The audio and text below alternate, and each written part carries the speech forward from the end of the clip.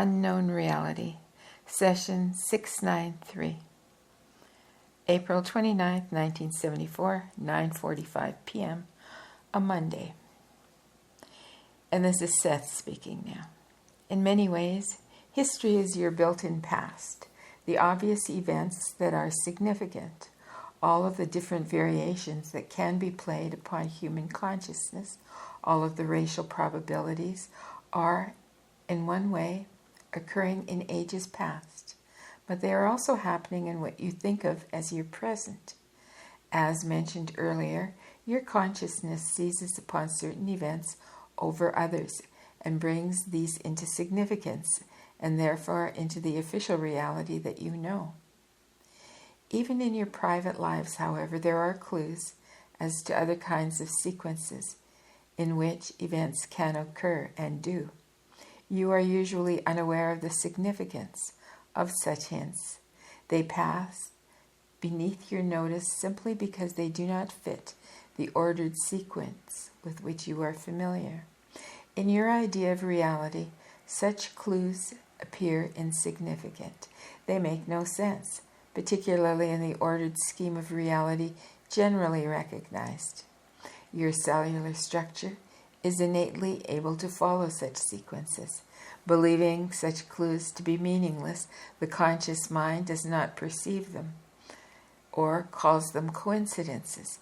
Such clues in your intimate daily life, however, looked at in a different way, can tell you much about the potentials of the species and give you glimpses of other systems of reality in which human consciousness can respond. I am here using an incident from the experience of Rupert and Joseph, but the reader can make his or her own correlations and discover like events from which the same conclusions can be drawn. Now, just to remind you, as an aside here, you probably know this, but Rupert is an alternate name for Jane. It's her soul name that Seth always calls her. And Joseph is an alternate name for Rob. Driving through Sayre, Pennsylvania, one Sunday afternoon, Joseph, so Rob, noticed a house for sale in a neighborhood he knew and remembered that it had belonged in his memory to a man of whom his mother had been fond.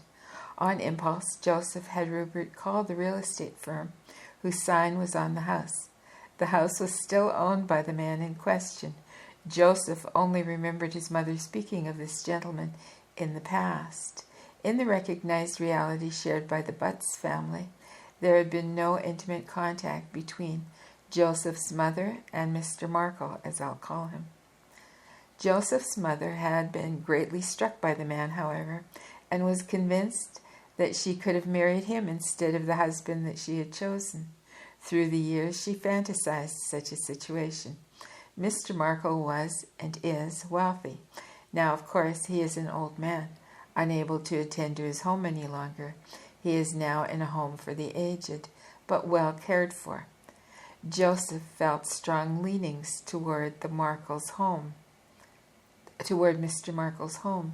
Though the price was quite high, Rupert and Joseph thought about buying it and were taken through the home by the real estate people. A coincidence, a mere trick of fate, that Joseph could be walking through the old man's home and that Mr. Markle would be spending his last time in a nursing home, as had Joseph's mother.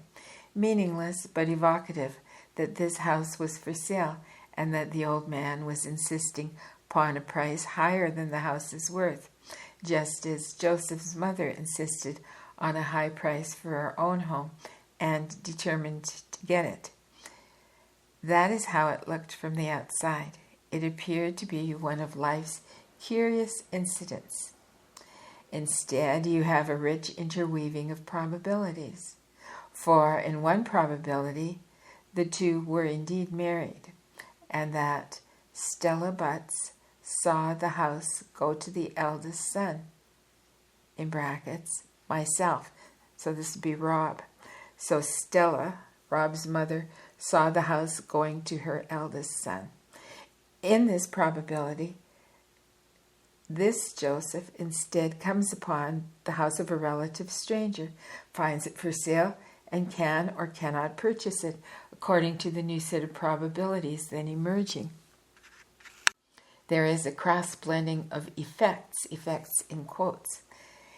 In this probability, Joseph's mother left little in financial terms, relatively speaking, and her house was sold. The family did not get it. Now, all probabilities are related. Joseph's mother is dead, in your terms, and aware to some extent of the nature of her own reality beyond the physical. She is able, again, to some extent, to follow through with her own probable existences. That is, she is conscious of her own being outside of the official framework. Her own psychology and characteristic methods of behavior are still hers, however, and operate so that she tunes into those areas of probabilities that concern her own desires and interests. In this system, she wanted Joseph to have her own house, but for many reasons that did not develop. It was then, at her behest, to some strong degree, that Joseph happened upon the Markle house in question and felt that he did indeed want it and took the steps that he did in his reality. If your mother did not get the man and the wealth, then, to her way of thinking now, you can still get the house that she fantasized was her own during her life. And it says in brackets here, I had to laugh a bit, for Seth's description of my mother's thinking processes were so very characteristic of her. Close bracket. She often dreamed of living in it, on a mental level and an emotional one. She used that probability in this life to enrich her own hours through daydreaming, but of course, any realization that those daydreams had their own reality, but without, of course, any realization that those daydreams had their own reality. Even now, she wants Joseph to have a finer home than either of his brothers has.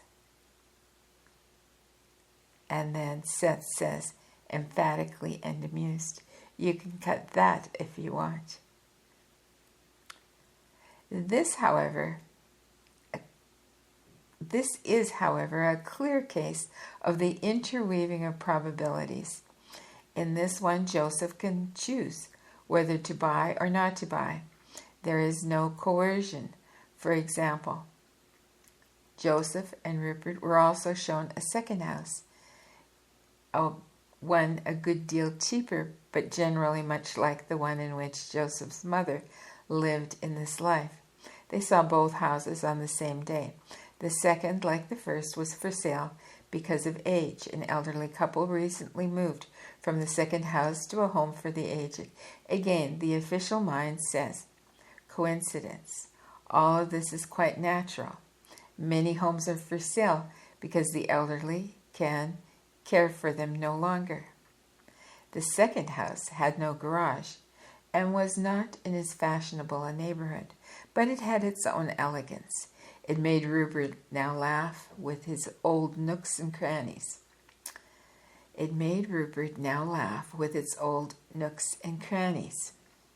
That house did not have the weight of Stella's intent upon it, yet it was also a house that she had noticed, thinking it more grand than her own, one in which she could have been happy. It was her second choice. The real estate couple, the Johnsons, were also connected. Again, the official mind says that was a coincidence that this couple were, in their own way, artistically inclined, enjoyed painting and writing, freelanced, and still lived in an apartment after some years of marriage, and that the man was relatively quiet in contrast to the woman. Yet again, probabilities merge, for the woman could well have been a writer, the man an artist, and seeing Rupert and Joseph, they related with other probabilities inherent in their own natures. The intent that Joseph's mother had lives. The intent that Joseph's mother had lives beyond the grave in those terms. She still wants Joseph to have a house, and one that will be more fashionable and wealthy than her own. Now Mr. Markle, a wealthy businessman, also had strong artistic abilities. He was a dealer in precious stones and fine antiques. These qualities attracted Joseph's mother, Stella, with the situation as she set it up in that life.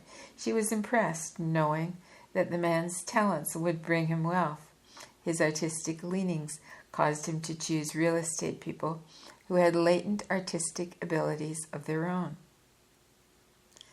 As the two couples talked, it turned out that there were other coincidences.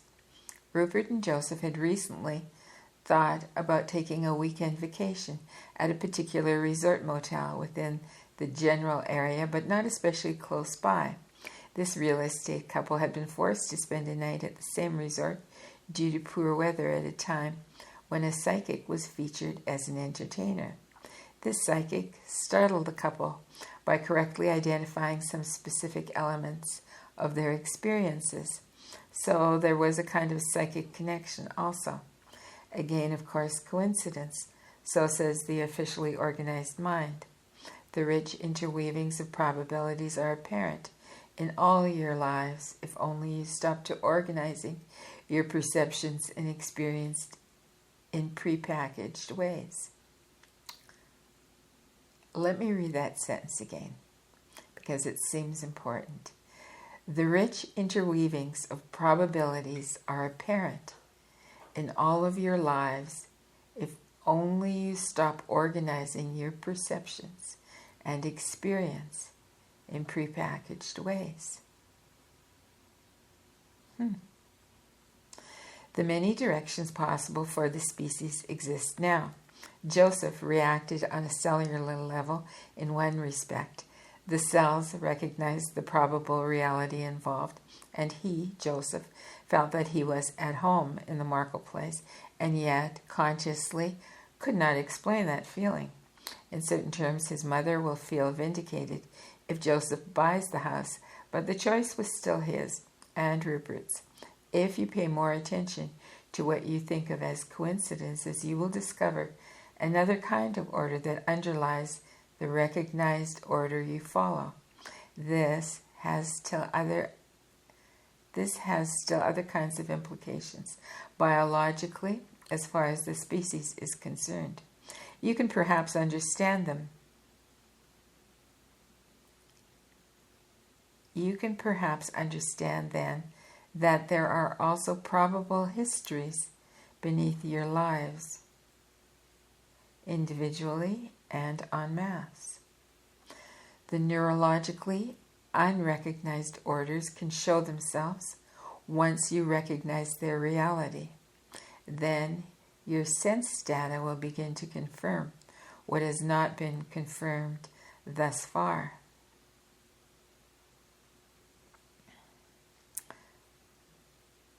The apartment house in which Rupert and Joseph presently reside has a shared driveway. In certain terms, it is the connection, the symbol between two probability systems. For Mr. Markle's house also has a shared drive. Rupert and Joseph live in double apartments in a large old mansion redone into such quarters. The driveway is shared with a wealthy family next door, in which the same size house is a home to one family. Joseph's mother wanted Joseph to be very wealthy. The drive symbolically connects the two realities and is a point where the two merge.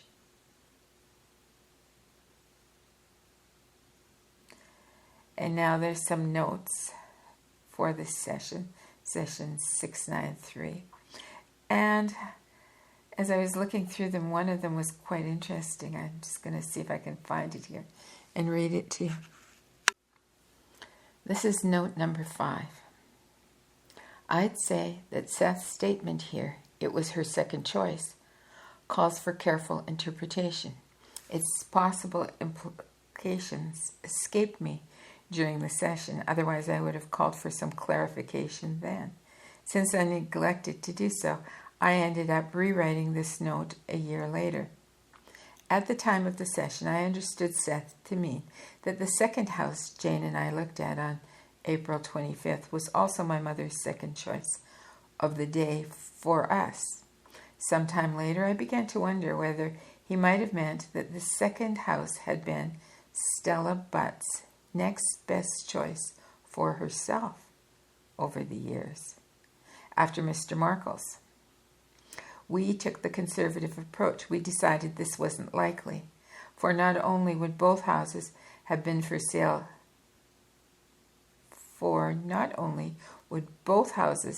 have to be for sale at the same time, and not only would Jane and I have to inspect them on the same day, but of the hundreds of houses in Sayre, it would be necessary that these two had ranked first and second in my mother's preference for many years.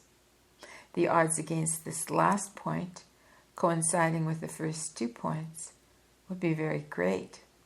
We thought that the two houses were already involved in a remarkable enough series of coincidences.